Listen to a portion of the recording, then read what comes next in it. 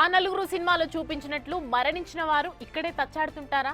వీలైతే ఏదో ఒక జీవి రూపంలో తమ కన్నవారి మధ్య తిరగాడుతుంటారా అనడానికో మచ్చు తునక.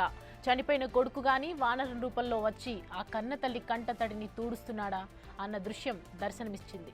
అది చూసిన చూపరుల గుండె పిండేసిన ఘటన నమోదైంది.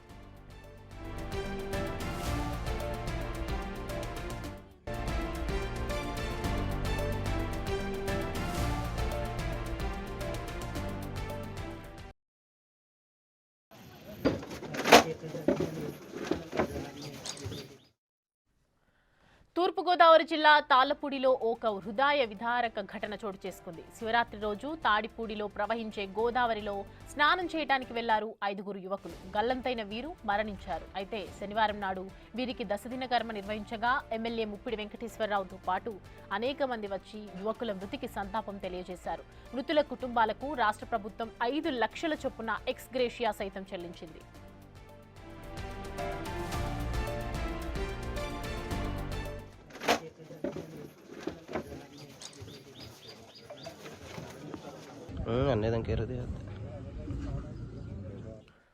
ఇదిలా ఉండగా మరణించిన వారిలో అనిశెట్టి పవన్ ఇంటికి ఒక కోతి వచ్చి అతడి తల్లిని ఓదార్చిన దృశ్యం అందరినీ ఆశ్చర్యపరిచింది.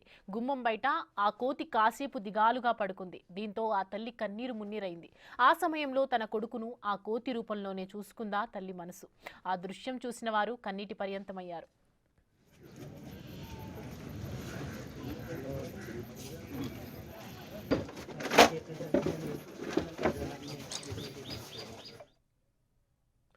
ఈ అంశానికి సంబంధించి పూర్తి డీటెయిల్స్ మా ప్రతినిధి సాగర్ అందిస్తారు.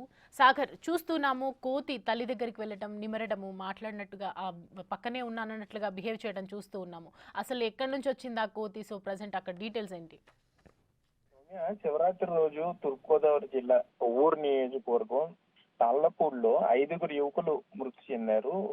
వారికి సంబంధించిన దశదిన కార్యక్రమంలో ఏర్పాటు చేసిన కార్యక్రమంలో భాగంగా ఈ అనిశెట్టి పవన్ అనే యువకుడి తల్లి దగ్గరికి ఒక వానరం వచ్చింది. ఎక్కడి నుండి వచ్చింది ఏంటో గాని ఒక గంట సేపు ఆ అనిశెట్టి పవన్ వాళ్ళ తల్లి వద్ద కూర్చుని, ఇంటి బయట కూర్చుని ఆమెను ఓదార్చే ప్రయత్నంలో చేసింది. ఎందుకంటే అందరూ యువకులే. ఆ యువకులందరూ కూడా ఒకరిని కాపాడిపోయి 5 యువకులు చనిపోయారు. గ్రామం అంతా కూడా తీవ్ర విషాదంలో మునిగిపోయింది. 5 సంబంధించి కూడా ఒకే చోట ఈ కార్యక్రమం ఏర్పాటు చేశారు. కానీ అనిశెట్టి పవన్ ఇంటికి ఎప్పుడైతే వానరం వచ్చి ఆమెను కొంత ఓదార్చే ప్రయత్నం చేసిందో, వారంతా కూడా గ్రామస్తులు కానీ అనిశెట్టి పవన్ వాళ్ళ కుటుంబ సభ్యులు, బంధువులంతా కూడా పవనే అట్లా వచ్చాడు, అతని తల్లికి కొంత ఓదార్చే ప్రయత్నం చేయడానికి అట్లా వచ్చాడంటూ కూడా కొంత ఇక్కడ మాట్లాడుకోవడం జరిగింది. మరోపక్క ఈ చనిపోయినటువంటి 5 కుటుంబాలు కూడా ప్రభుత్వం తరఫున 5 లక్షల చొప్పున ఒక్కొక్క కుటుంబానికి ఎక్స్ గ్రేషియా అయితే కొవ్వూరు ఎమ్మెల్యే ముప్పిడి వెంకటేశ్వరరావు అందించారు.